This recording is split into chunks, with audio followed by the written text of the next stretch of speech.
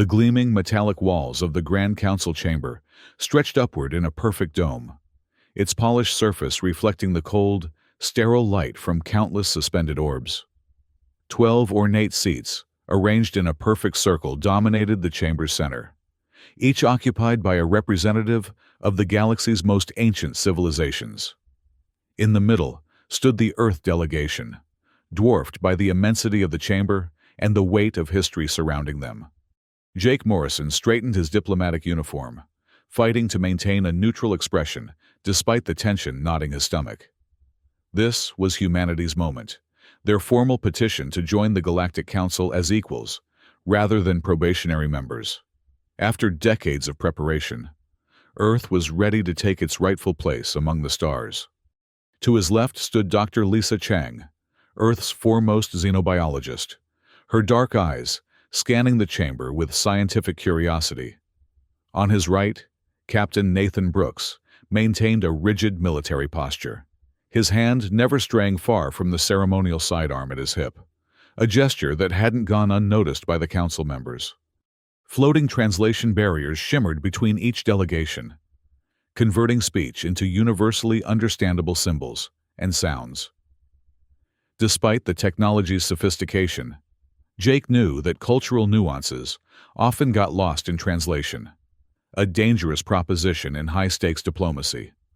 "The Council recognizes the Earth delegation," announced the Xanthari representative, his multifaceted eyes glittering beneath a crest of iridescent scales. "You may present your petition." Jake stepped forward, his footsteps echoing through the chamber. "Honorable representatives of the Galactic Council, I stand before you today on behalf of humanity and Earth's unified government. For 50 years, we have existed on the periphery of galactic society as observers and students. Today, we seek full membership and mutual cooperation."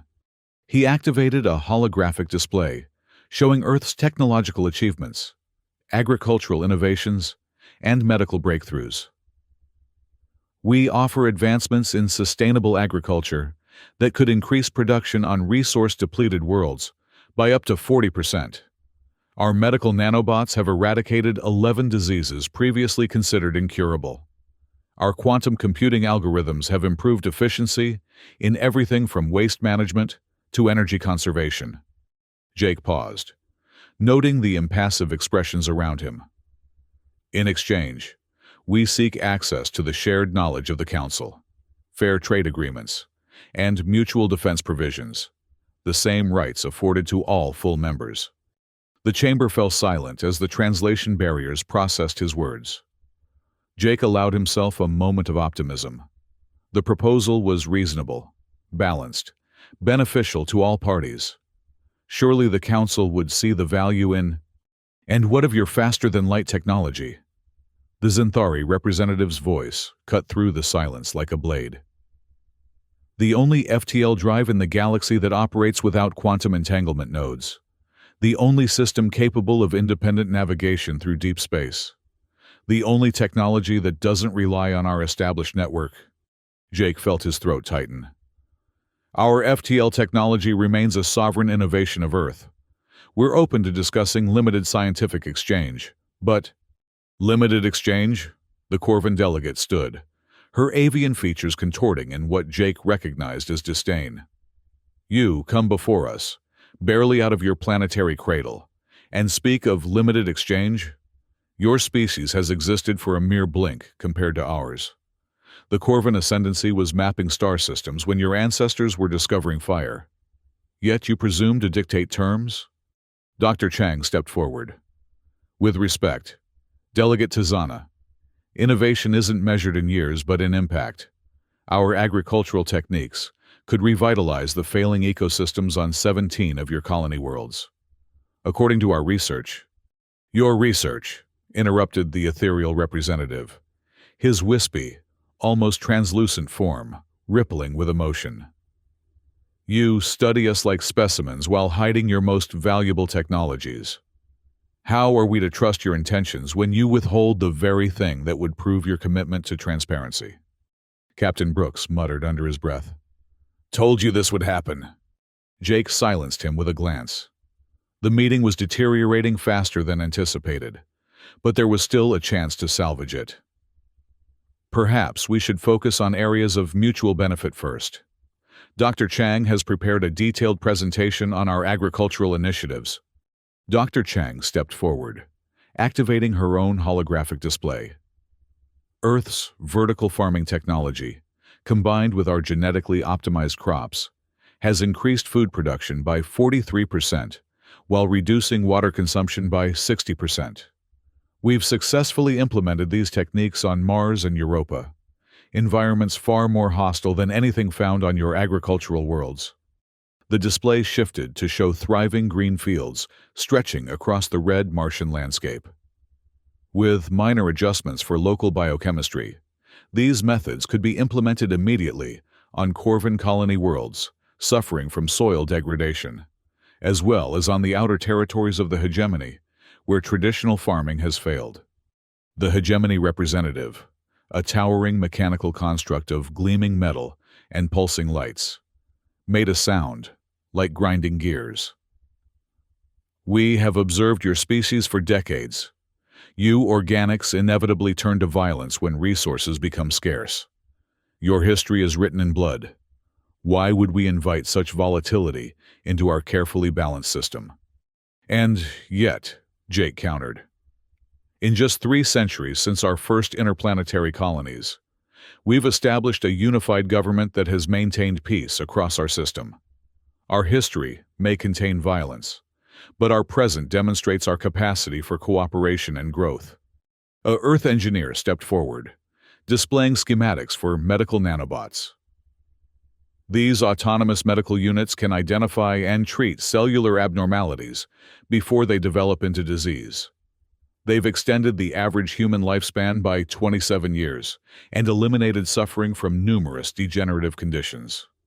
The Twilight Empire representative, a being composed of undulating darkness, punctuated by points of light like stars, seemed to contract in what Jake had learned to interpret as dismissive laughter.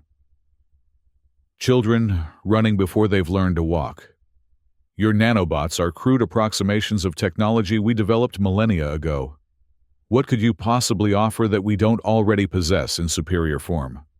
Jake felt a flash of anger, but suppressed it. Perhaps if the Council shared its advanced medical technologies more freely, we wouldn't need to reinvent them. The fact remains that billions suffer needlessly across the galaxy, while the means to help them exist. A moving sentiment, said the Zenthari representative. But it doesn't address our fundamental concern. Your independent FTL technology represents a potential threat to galactic security. Every other species relies on the established network of quantum entanglement nodes. This creates interdependence, a foundation for peace. Your technology grants you autonomy that no other species enjoys. Jake exchanged glances with Captain Brooks, whose expression had hardened. They had anticipated this line of argument, but hoped it wouldn't come so quickly.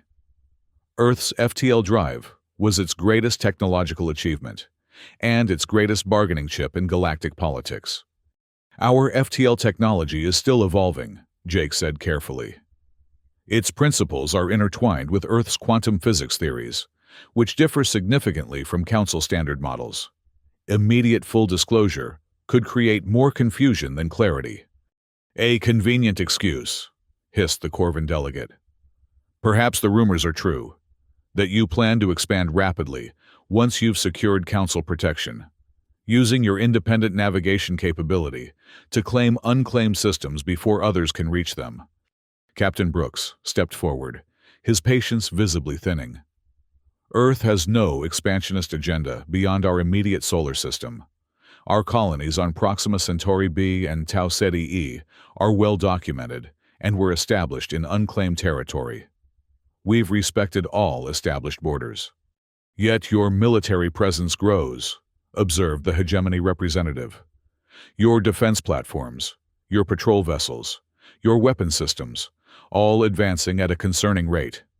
Defensive measures only, Captain Brooks insisted. We've seen what happened to the Nayali when they entered the galactic community without adequate protection. Their worlds were stripped of resources within a decade, their people reduced to servitude. We won't make the same mistake. The chamber grew tense. Jake felt the negotiations slipping away. He needed to regain control, find common ground. Perhaps we're approaching this from the wrong angle. Instead of focusing on our differences, let's identify specific collaborative projects that would benefit all parties. For the next hour, Earth's delegation presented proposal after proposal. Joint scientific missions, shared research initiatives, coordinated disaster response. Each was met with dismissal, skepticism, or outright rejection. The agricultural proposals were deemed unnecessary. The medical technologies were primitive. The defensive cooperations were strategically unsound. Jake's optimism faded with each passing minute. He had spent years preparing for this meeting, studying the histories and customs of each council species, identifying potential areas of cooperation. He had believed that reason and mutual benefit would prevail. Now, he was beginning to understand that something else entirely was at play. "Let us speak plainly," the Xanthari representative finally said. "Earth has advanced too quickly, developed too independently. Your adaptability unnerves us. Your innovation threatens established order. We are willing to grant provisional membership under one condition: full disclosure and rights transfer of your FTL technology. As a show of good faith, as proof that you truly wish to be part of the galactic community, rather than a rogue element within it." Jake felt as if the air had been sucked from the room. "You're asking us to surrender our sovereign right to technological development, to make ourselves dependent on infrastructure we didn't build and can't control. We're asking you to join the community of civilizations on the same terms as everyone else," countered the Xanthari. "No exceptions, no special treatment." Jake turned to Dr. Chang and Captain Brooks, their expressions mirroring his own disbelief. In a low voice, he said, "We need to confer privately." The Xanthari representative gestured magnanimously. "By all means." The Earth delegation huddled together as the translation barriers created a bubble of privacy around them.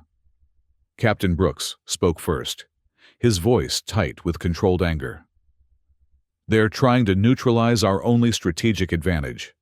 Without independent FTL, we'd be at their mercy. One shutdown of the entanglement network, and our colonies would be isolated, vulnerable." "It's more than strategic," Dr. Chang added. "The Morrison Drive is built on principles discovered by your grandfather, Jake. It's the culmination of 3 generations of human theoretical physics. It's part of our scientific heritage." Jake nodded, the weight of the decision pressing down on him. "If we refuse, they'll reject our petition. We'll remain on the periphery, without the protections and trade benefits of full membership. Better the periphery than subjugation," Captain Brooks said firmly. "At least on the periphery, we maintain our independence." "But what about the benefits of cooperation?" Dr. Chang countered. "Access to the Council's medical database alone could advance our healthcare by centuries. Their terraforming techniques could make Mars fully habitable within a decade, rather than the 50 years our current methods require." Jake closed his eyes, his mind racing through scenarios and implications. Earth's government had given him latitude to negotiate, but with clear boundaries. The FTL technology was non-negotiable, too fundamental to Earth's security and independence. He opened his eyes and turned back to face the Council. The chamber fell silent as the translation barriers dissipated. "The Earth delegation has reached its decision," Jake announced, his voice steady despite the turmoil within. "We cannot and will not surrender control of our FTL technology. It is integral to our independence and security." Murmurs rippled through the chamber as the translation barriers processed his words.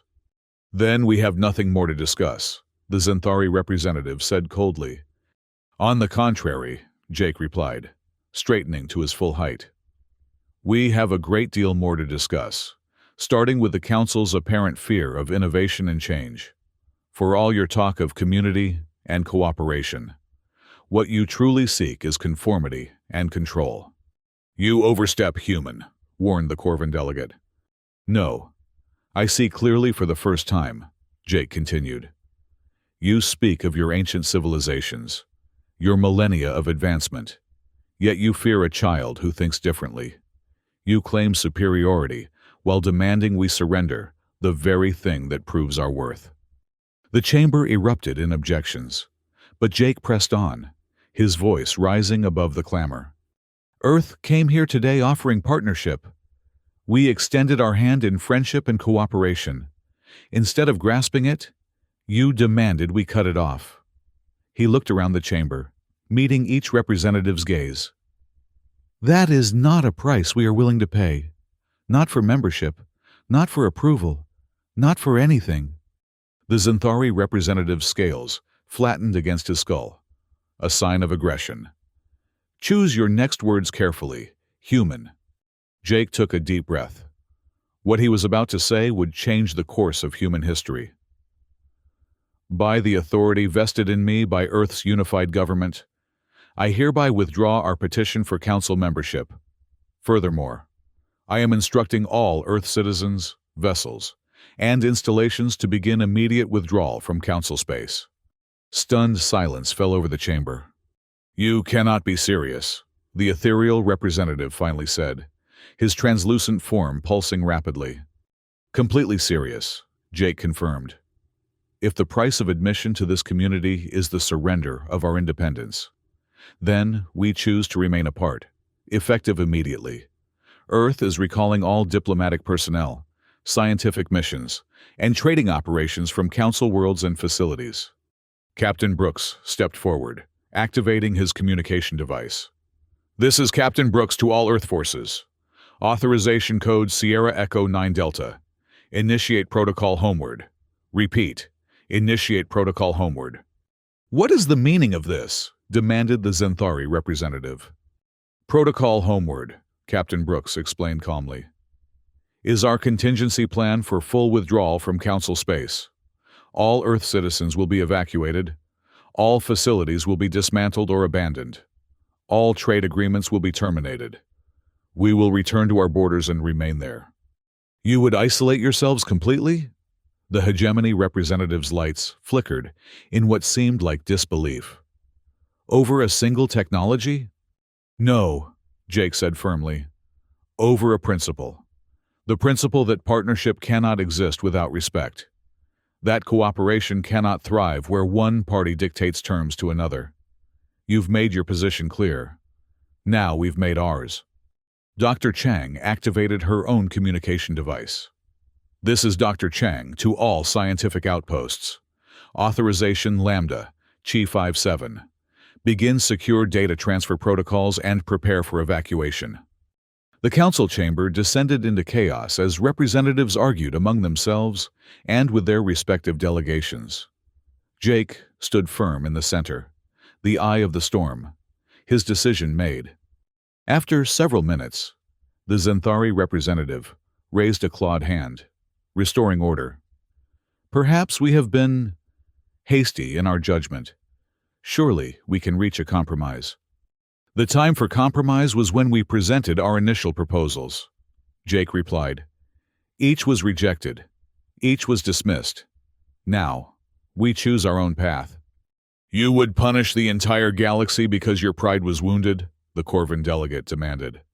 This isn't about pride, Jake countered. It's about recognizing a fundamental incompatibility of values. You value stability over innovation, hierarchy over equality, conformity over diversity. These are not principles Earth can embrace, not at the cost of our sovereignty. He turned to his companions. We're done here.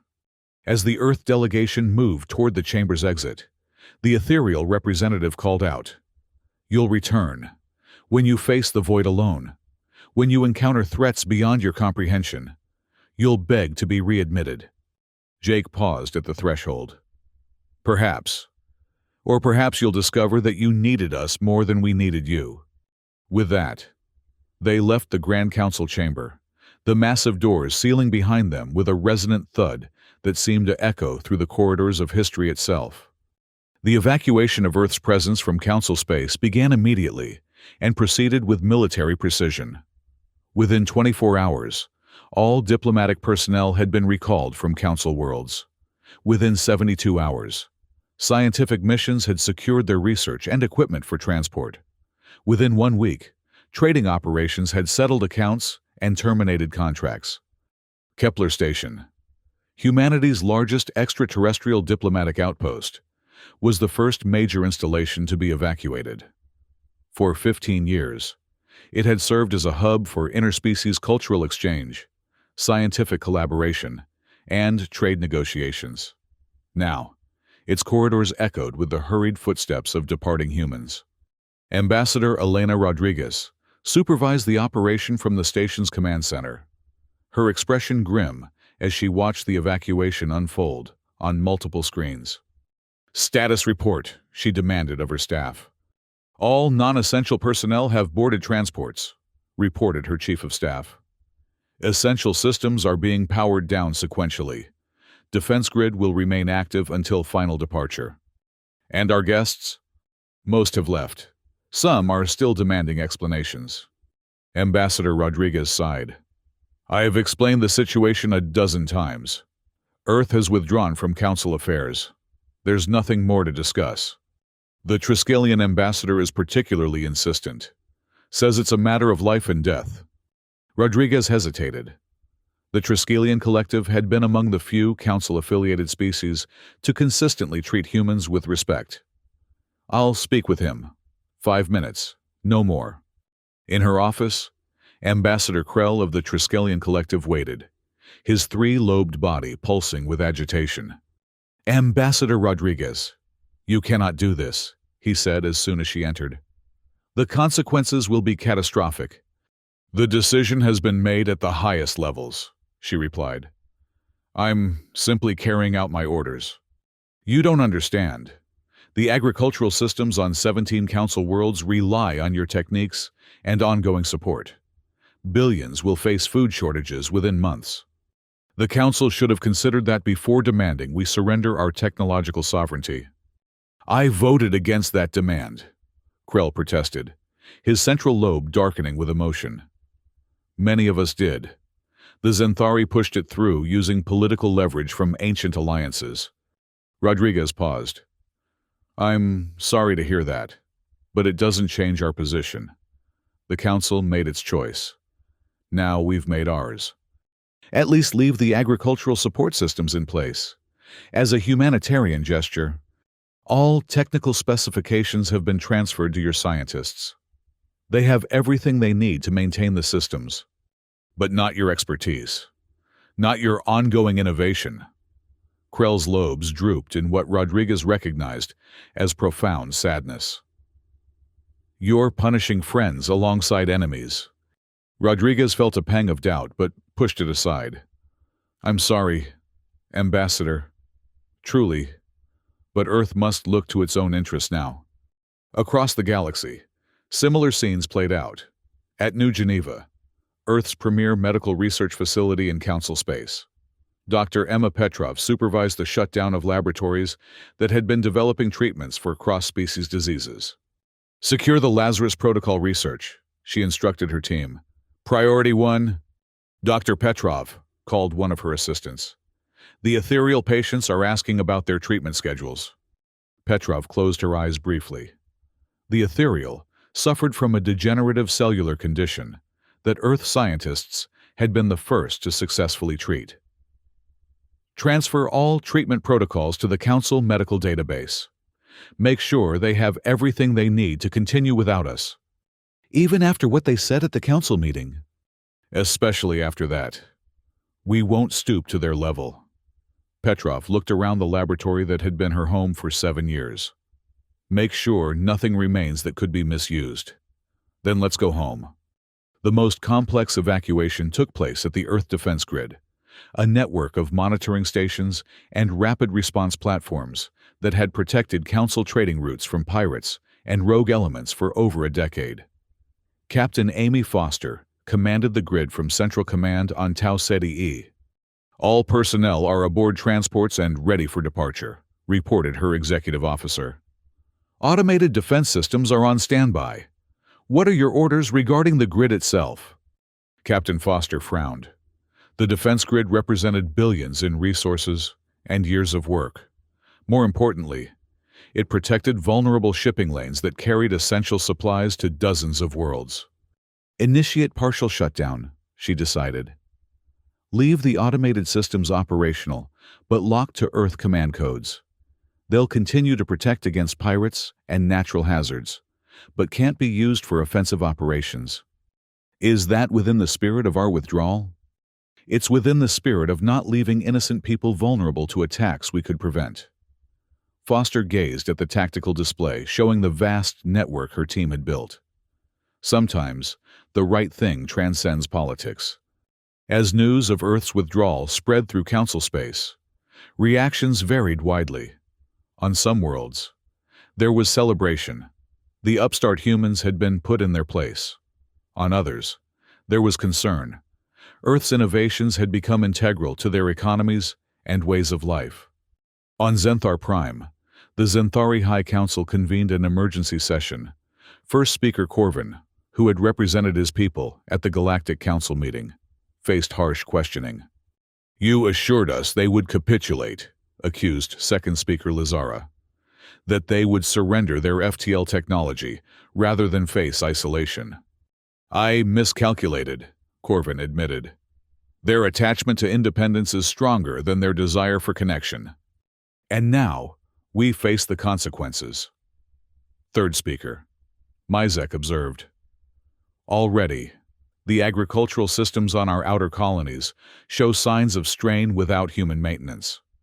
Our medical facilities report shortages of nanobot components.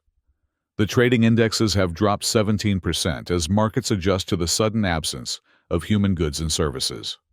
"They'll return," Corvin insisted. "No species can survive in isolation. They'll come crawling back within a standard year, begging for readmission." "And if they don't," Lazara challenged, "if they build their own community beyond our influence, with their innovation rate and that FTL drive, they could establish a rival power center in uncharted regions." "Then we would have confirmed our initial fears," Corvin said grimly, "and justified our attempt to control them." The ripple effects of Earth's withdrawal extended beyond economics and technology. Cultural exchange programs terminated abruptly. Joint scientific ventures collapsed. Communication channels fell silent. For many species, the humans had been a curiosity. Strange, short-lived beings with unpredictable ideas and behaviors. Now, that window into an alien mindset had slammed shut. Meanwhile, Earth and its colonies entered a period of intense reorganization. The Morrison Drive, once used primarily for scientific exploration and limited colonization, became the focus of a massive industrial effort. New vessels were constructed, capable of independent long-range navigation. Survey missions charted territories beyond Council space. Defense systems were enhanced. At Earth's Unified Government Headquarters in New Geneva, Switzerland, Jake Morrison presented his report to the Security Council. 6 months had passed since the fateful meeting with the Galactic Council. "The withdrawal is complete," he concluded. "All personnel, assets, and installations have been evacuated from Council space. We have re-established our presence within our sovereign territory and secured our borders." President Eleanor Chen nodded gravely. "And the cost?" "Substantial," Jake acknowledged. "We've lost access to Council trade networks, scientific databases, and diplomatic channels. Several research initiatives have been set back by years. Our economy is projected to contract by 12% before stabilizing. Yet you maintain this was the right decision?" Jake met her gaze steadily. "Madam President, they demanded we surrender the Morrison Drive. Not just the technology itself, but all research and development rights. It would have made us permanently dependent on their quantum entanglement network for interstellar travel. One shut-off switch, and our entire civilization would be isolated, fragmented. I understand the strategic implications, President Chen said. I'm asking for your personal assessment. Jake hesitated. Personally, I believe we had no choice. The Council wasn't seeking partnership. They were seeking assimilation. They feared what we represent. A young species advancing too quickly, thinking too differently. Dr. Chang's report suggests the consequences for Council worlds will be severe. Yes, Madam President. Many relied on our agricultural techniques, medical technologies, and defensive capabilities more than they cared to admit. They'll adapt eventually, but the transition will be challenging. And we just leave them to face these challenges alone? After all our talk of cooperation and mutual benefit. Jake felt the weight of that question. They made their choice. We made ours. Perhaps, President Chen mused. But choices can be remade. Keep channels open, Jake. Discreet ones. I want to know the moment there's an opportunity for reconciliation, on our terms. Yes, Madam President.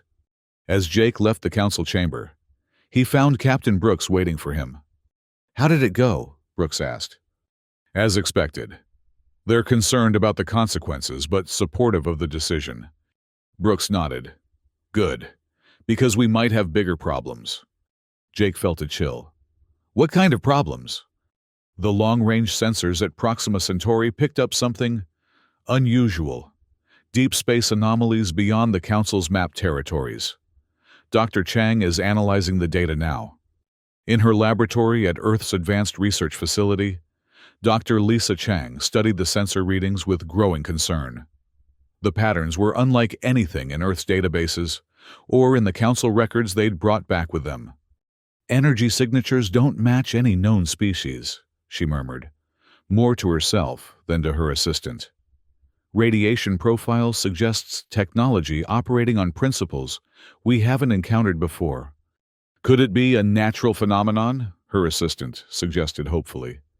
Moving in formation? Changing direction to avoid stellar bodies?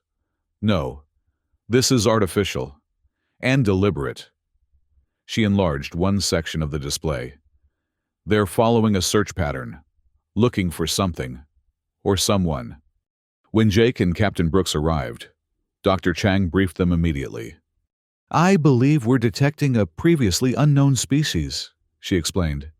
Their technology is advanced, possibly beyond Council standards, and they're moving into regions that were previously considered uninhabitable.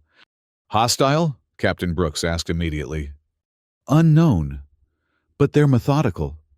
These search patterns suggest intelligence gathering rather than random exploration. Jake studied the display.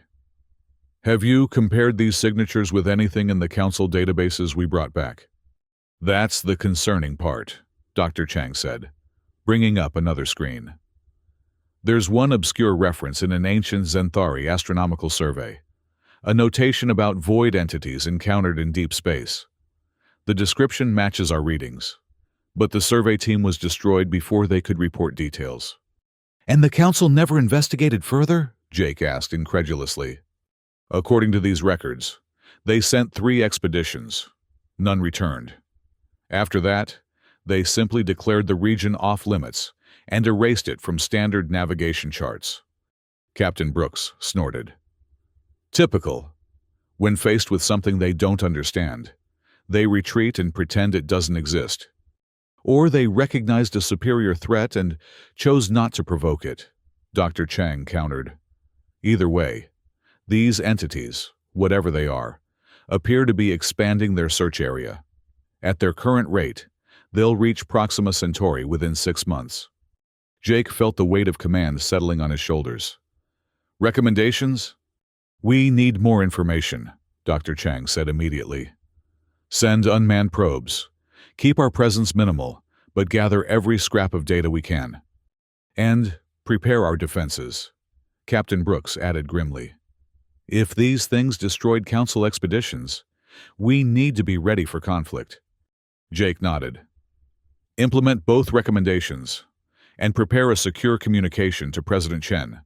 She needs to know we may be facing a situation beyond our experience. For the next 3 months, Earth focused its efforts on understanding the mysterious entities while strengthening its defenses. Unmanned probes ventured deeper into uncharted space, transmitting data back through secure FTL channels. Defense platforms were upgraded. Military vessels ran constant drills. The information gathered painted an increasingly disturbing picture. The entities, dubbed Devourers, based on their observed behavior, appeared to be a form of self-replicating machine intelligence. They consumed raw materials from asteroids, moons, and even planets, converting them into more of their kind. They moved with purpose, communicated through unknown means, and reacted with immediate aggression to any approach. Most concerning of all, they seemed to be following the trail of recent Council exploration vessels, as if hunting them. In her laboratory, Dr. Chang completed her analysis of the latest probe data. "They're adapting," she told Jake and Captain Brooks during their daily briefing. "Each new iteration shows modifications based on encountered conditions. They're evolving." "Can we communicate with them?" Jake asked. "We've tried every known protocol. No response." "Weapons assessment?" Captain Brooks directed this question to Admiral Kate Phillips, newly arrived from the Defense Command. "Conventional weaponry seems ineffective," the Admiral reported. "Energy-based systems show better results, but the entities repair themselves rapidly. Most concerning is their apparent ability to analyze our weapons and develop countermeasures after first exposure." Jake paced the room. "So we're facing an intelligent, adaptive, self-replicating threat that cannot be reasoned with and may not be stoppable by force." "That's the current assessment," Dr. Chang confirmed grimly. "And the Council has known about these things for centuries, but chose to hide from them rather than confront them." "It appears so." Jake stopped pacing. "Could they reach Council space?" "Eventually, yes. They seem to follow technological signatures. The more advanced the technology, the more strongly they're drawn to it.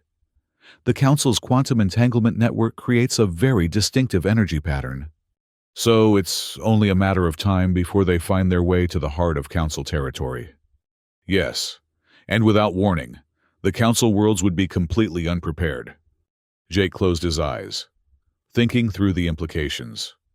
When he opened them, his decision was made. "Admiral Phillips, continue defense preparations. Dr. Chang, compile a comprehensive briefing package on the Devourers. Everything we know, all raw data, all analyses. Captain Brooks, prepare a secure communication channel to the Galactic Council." Captain Brooks looked startled. "You're warning them? Whatever our differences, we can't in good conscience withhold information about a threat of this magnitude." "They wouldn't do the same for us," Brooks pointed out. "They've already withheld crucial information about these entities." "Then we'll be better than they are," Jake said firmly. "Prepare the channel." Establishing communication proved more difficult than anticipated. The Council had severed standard diplomatic links following Earth's withdrawal. Eventually, a secure channel was opened through the Triskelion Collective, who had maintained discreet contact. Jake's message was direct and comprehensive. An unknown machine intelligence designated Devourers was moving through uncharted space, following technological signatures. They consumed resources, replicated themselves, adapted to threats, and could not be communicated with. All evidence suggested they would eventually detect the Council's quantum entanglement network and follow it to populated systems. The response came 3 days later, not from the full Council, but from individual species. The Xanthari dismissed the warning as human hysteria. The Corvin thanked Earth for the information but insisted their defenses were adequate. The hegemony simply acknowledged receipt without comment. Only the Triskelion and a few smaller species expressed genuine concern, requesting additional data and offering to coordinate defensive measures. "Not exactly a unified response," Jake observed dryly during the follow-up briefing. "The Council rarely agrees on anything," Dr. Chang reminded him. "It's why they've stagnated for millennia. Each species pursues its own interests, maintaining the appearance of cooperation while actually competing for advantage. So we warned them, and they ignored us. Captain Brooks summarized. What now? Jake studied the latest sensor readings. The Devourers had accelerated their expansion, somehow sensing the increased probe activity. They were adapting faster, becoming more efficient at resource extraction and conversion. We continue our preparations, he decided. If the Council won't act, we must be ready to defend ourselves. And if the Devourers bypass us entirely and head straight for Council space? Admiral Phillips asked. Do we intervene? It was the question Jake had been wrestling with since the first detection. Earth had withdrawn from Council affairs. Its resources were limited. Its forces stretched thin, protecting its own territory.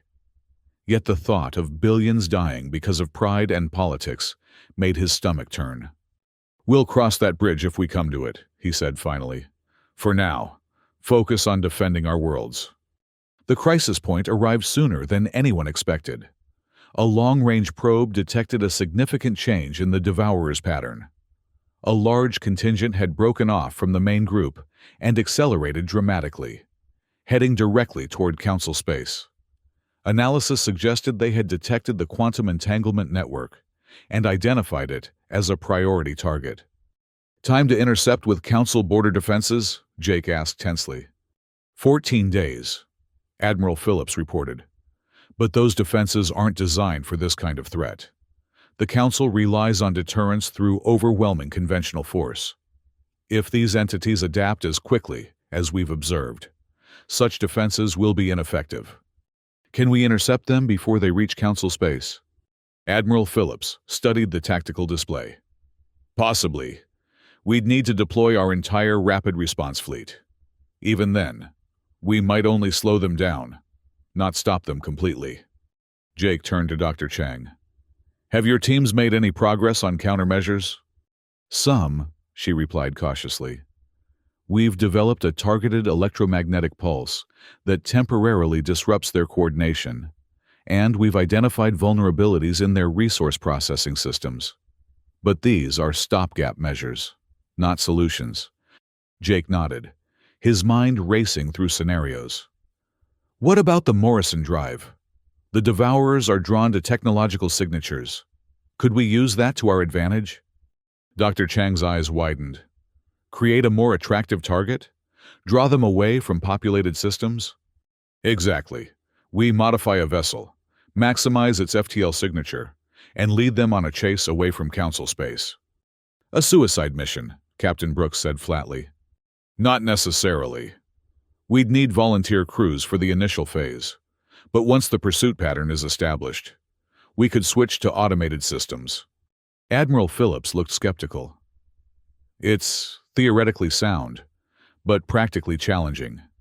We'd need to calculate precise jump points, maintain signature strength without overloading systems, and stay just ahead of the pursuers without losing their interest. Can it be done? The Admiral exchanged glances with Dr. Chang. With existing technology, possibly. With modifications, yes. Then make it happen. Immediate priority. As Earth's best minds focused on the diversion strategy, Jake faced another difficult decision. Protocol dictated that he inform the Council of their plan. Strategic sense suggested keeping it classified. In the end, he chose a middle path, informing only those species who had responded constructively to the initial warning. Ambassador Krell of the Triskelion Collective arrived at Earth's orbital station within days of receiving Jake's message. Despite the tension of the situation, Jake felt a genuine warmth toward the three-lobed diplomat. Your warning was accurate, Krell said without preamble. Our long-range sensors have confirmed the approaching entities. The Council remains divided on how to respond. We've developed a strategy, Jake explained. We'll use modified FTL drives to create a stronger technological signature, drawing the Devourers away from populated systems. Krell's central lobe pulsed with what Jake recognized as alarm. You would risk your people for those who rejected you?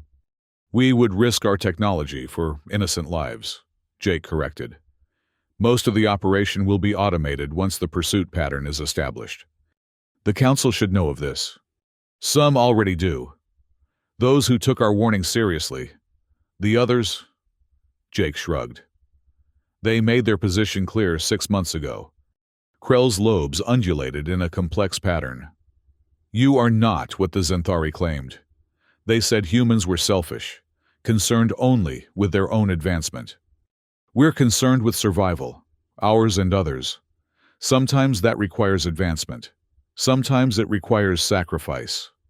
The Triskelion Collective offers its assistance, Krell said formally. Our vessels are at your disposal. Jake inclined his head in acknowledgement. We gratefully accept. With the Triskelion and several smaller species providing support, Earth's plan accelerated. 3 vessels were modified with enhanced Morrison drives, their FTL signatures amplified to create irresistible lures for the Devourers. Volunteer crews trained for the dangerous initial phase, knowing they would be the bait in a cosmic trap. 10 days before the Devourers would reach Council space, the operation launched.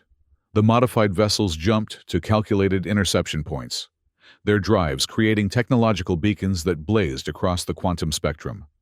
From Earth's command center, Jake watched the tactical display with Admiral Phillips and Dr. Chang. Captain Brooks had insisted on commanding one of the diversion vessels, despite Jake's objections. Contact confirmed, reported the communications officer. All 3 vessels report Devourer response. They're altering course to pursue. Jake felt a flicker of hope. Maintain monitoring. Any sign of adaptation or split forces? Negative. The entire contingent is following our vessels.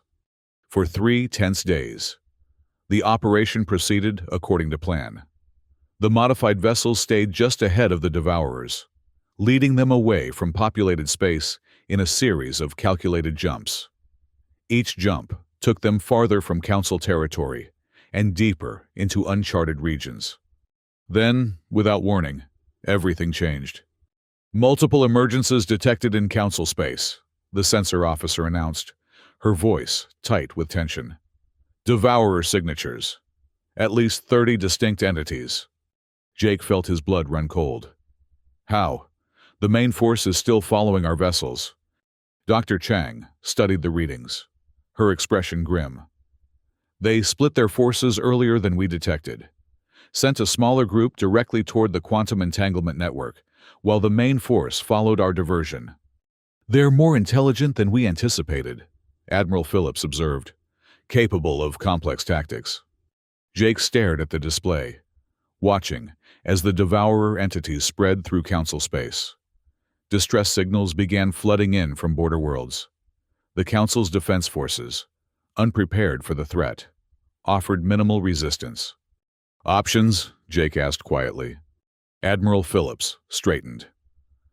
We continue the diversion operation, draw away as many as we can, and we deploy our reserve fleet to Council space to assist with evacuation and defense. That would leave Earth vulnerable. Earth has its defenses, the Admiral said firmly. Those border worlds have nothing. Jake nodded slowly. Make it happen. Priority to civilian evacuation. And get me a secure channel to the Council. All of them this time. The emergency session of the Galactic Council convened virtually, with Jake addressing the representatives from Earth's command center.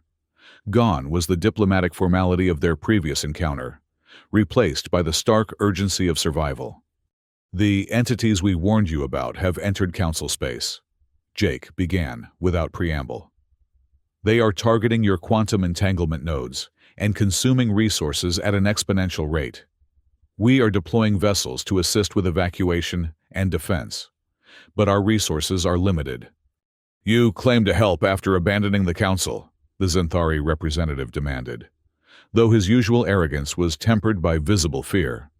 We withdrew from a political arrangement, not from our commitment to life and civilization, Jake countered. Our vessels will arrive within 24 hours. In the meantime, evacuate your border worlds. These entities cannot be reasoned with or appeased. And what do you suggest we do after evacuation? Asked the Corvin delegate, her avian features tight with tension. "Where do we go?" Jake took a deep breath. "Earth space is open to refugees. We've prepared reception centers at Kepler Station and New Geneva. Our FTL network can transport evacuees to safe zones beyond the Devourer's current reach." Stunned silence followed his offer. "You would welcome us after how we treated you?"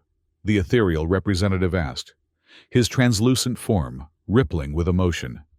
"This threat transcends old grievances," Jake said simply. "We'll coordinate through Ambassador Krell of the Triskelion Collective, transmit evacuation numbers and requirements as soon as possible." As the emergency session ended, Jake found himself alone with Dr. Chang. "That was a generous offer," she observed quietly. "It was the right offer," Jake replied. "Whatever our differences with the Council, we can't stand by and watch billions die, even if it means sharing the technology they demanded from us. The Morrison Drive will be exposed once their vessels enter our network." Jake smiled wearily. "Sometimes the right thing transcends politics." The next weeks passed in a blur of crisis management. Earth's vessels arrived in Council space, coordinating with local forces to evacuate civilians and establish defensive perimeters. The modified diversion ships continued leading the main Devourer force away from populated areas, though two were lost in the process. Captain Brooks, commanding the third, maintained his position at the head of the pursuing swarm, staying just beyond their reach. Meanwhile, refugees poured into Earth space. Kepler Station, once abandoned, became a processing center for displaced Council citizens. New Geneva's medical facilities worked around the clock to treat the injured and ill. Earth's colonies opened their doors to those who had lost everything.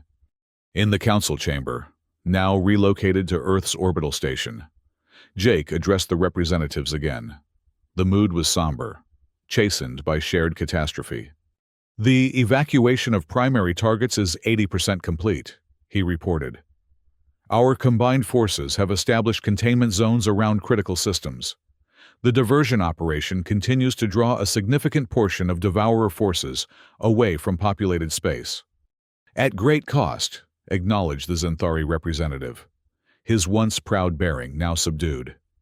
"We have received reports of your Captain Brooks' heroism.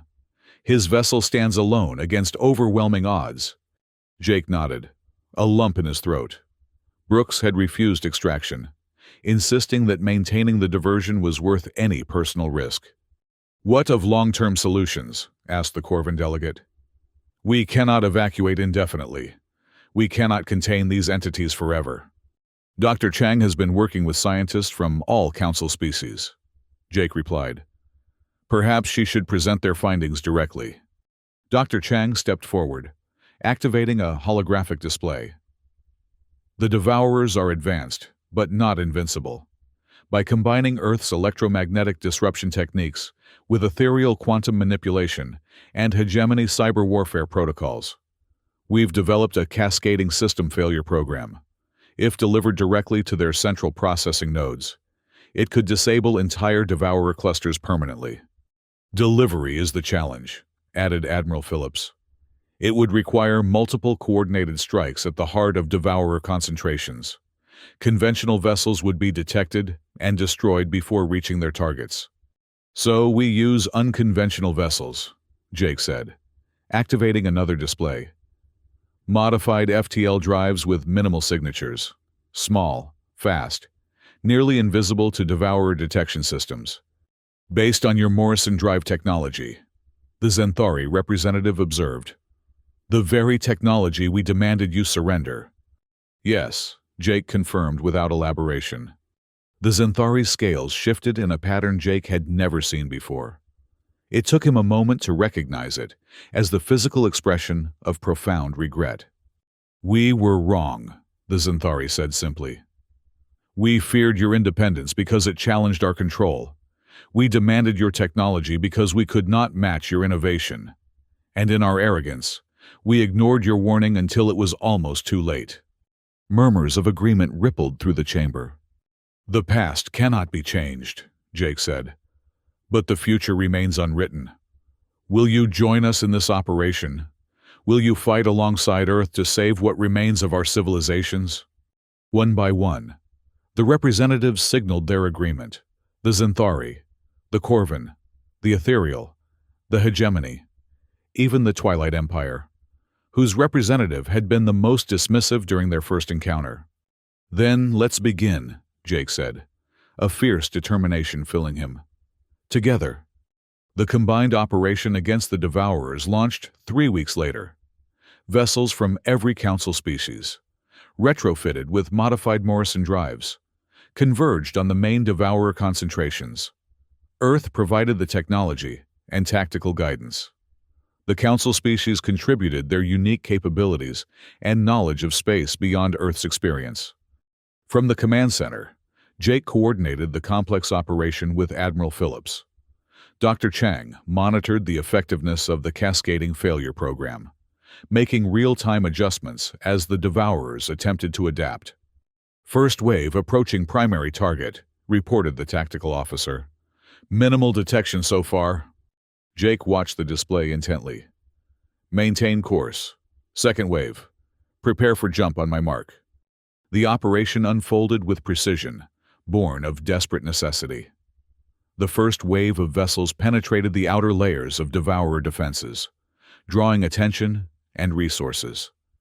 The second wave exploited the resulting gaps, pushing deeper toward the central nodes. The third wave, smallest, fastest, most heavily shielded, carried the vital program to its target. Third wave reports successful delivery, announced the communications officer. Program uploading to central nodes. Dr. Chang studied her readings. Adaptation attempts detected, countermeasures engaging, upload at 60%, 70, 80. Devourer response intensifying, warned the tactical officer. Third wave taking heavy damage. Hold position, Jake ordered. They need to complete the upload. 90%. 95. Upload complete. Dr. Chang's voice rose in triumph. Cascading failure initiating. On the tactical display, the Devourer signatures began flickering, their coordinated movements becoming erratic. Some shut down entirely. Others turned on each other, consuming their own kind in a desperate attempt to acquire resources for repairs. It's working, Admiral Phillips said quietly. They're destroying themselves. Similar reports came in from other engagement zones. The Devourers, once seemingly unstoppable, were collapsing under the weight of their own adaptive systems, turned against them by the combined ingenuity of Earth and Council scientists.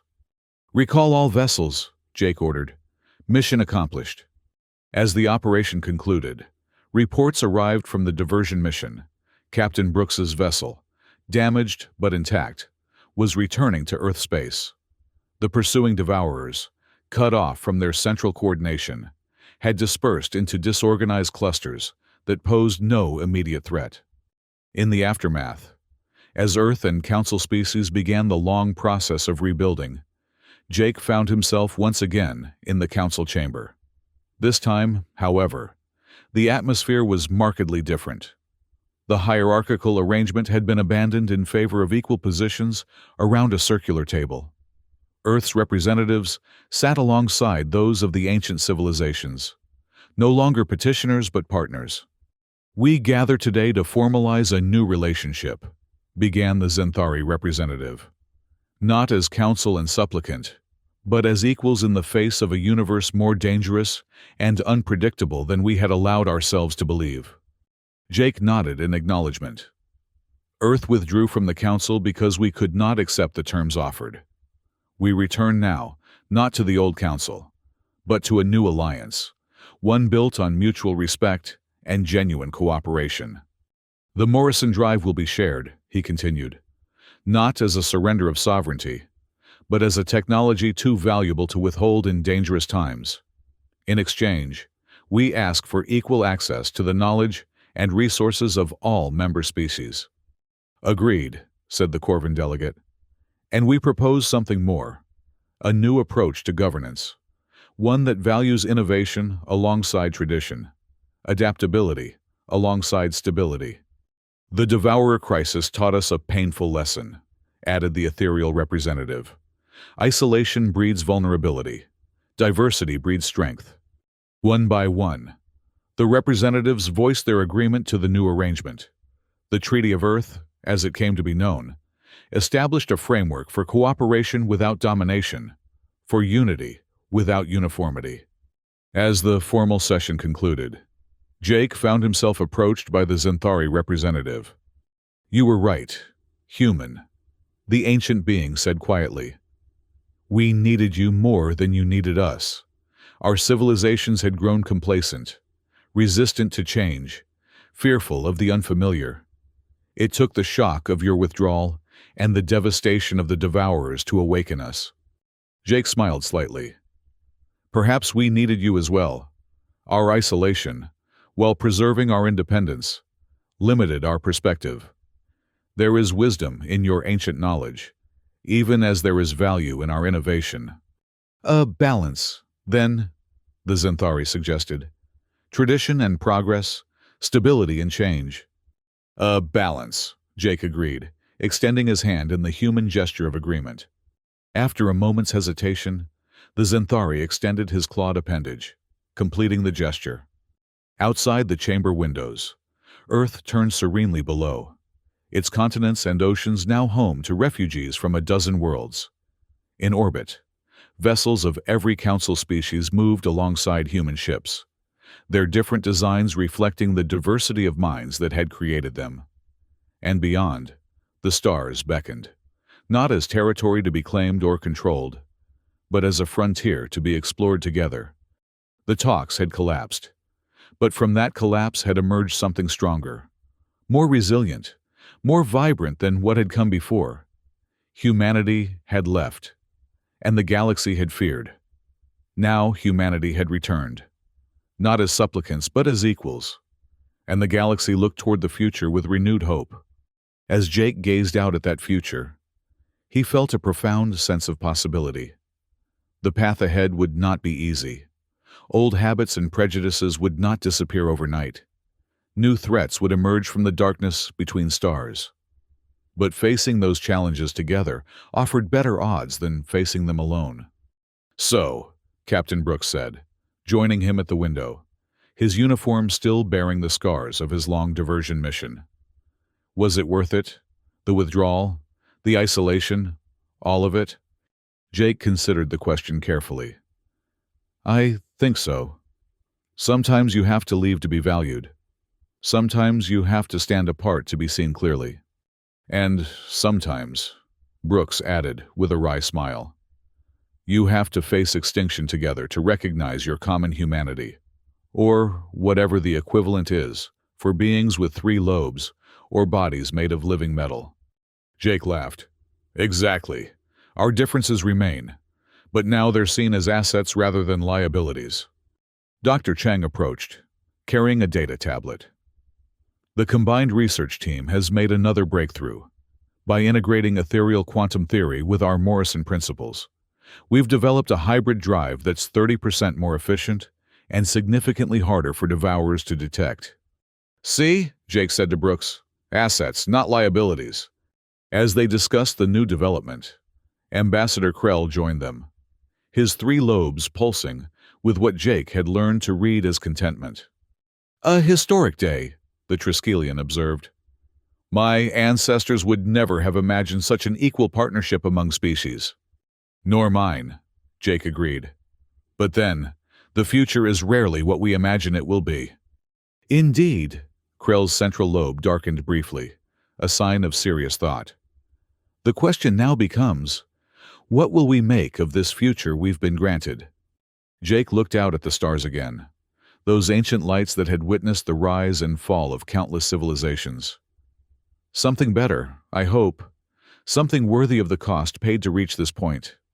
Around them, the chamber buzzed with activity as representatives of a dozen species discussed projects, exchanged ideas, and planned collaborative ventures, no longer separated by translation barriers or ancient protocols. They communicated directly, honestly, as equals united by shared experience and common purpose. It wasn't perfect. It wasn't seamless. But it was real, a genuine connection forged in crisis and tempered by respect. A new beginning built on the ruins of old assumptions. Humanity had left, and the galaxy had feared. Now humanity had returned, bringing with it a vision of cooperation without subjugation, of unity without uniformity. And in that vision lay the seeds of a future bright enough to outshine even the darkest threats lurking in the void between stars. Jake Morrison, who had once walked away from the Galactic Council in defense of Earth's sovereignty, now walked among its representatives as an architect of its transformation. The irony wasn't lost on him. That withdrawal had been the catalyst for genuine connection. That separation had been the path to true unity. "We came full circle," he murmured to himself. "Not quite," Dr. Chang corrected, overhearing him. "A spiral, perhaps, returning to a similar point, but on a higher plane." Jake smiled. "I like that. A spiral, upward and onward." Together, they looked toward the stars, not as conquerors or subjects, but as explorers embarking on a journey whose destination remained gloriously, terrifyingly unknown.